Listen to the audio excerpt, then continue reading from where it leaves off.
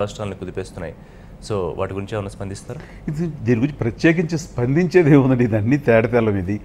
And ఈ నోటుకు ఓటుకు సంబంధించి మేము చేయలేదు, మాకు సంబంధం లేదు అని వీళ్ళు చెప్పలేకపోతున్నారు.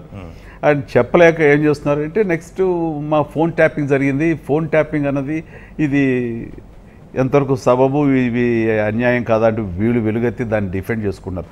అంటే చేసిన తప్పుని సమర్థించుకుంటూ దాన్ని డైవర్ట్ చేసి ఫోన్ ట్యాపింగ్ అనేటువంటి మరొక అంశాన్ని తెర మీద తీసుకొచ్చి ఆ రకంగా వాళ్ళు చేసిన తప్పుని పక్కదారి పట్టించడానికి ట్రై చేస్తున్న పరిస్థితి.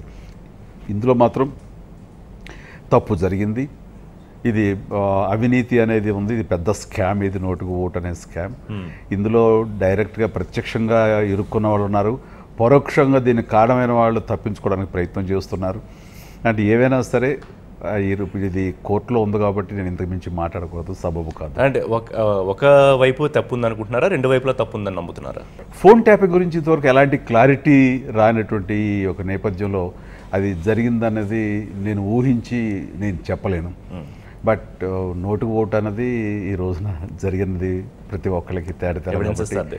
ప్రస్తుతానికి తప్పు ఒకవైపు జరిగిందన్నది సుస్పష్టం, రెండో వైపు అన్నది అది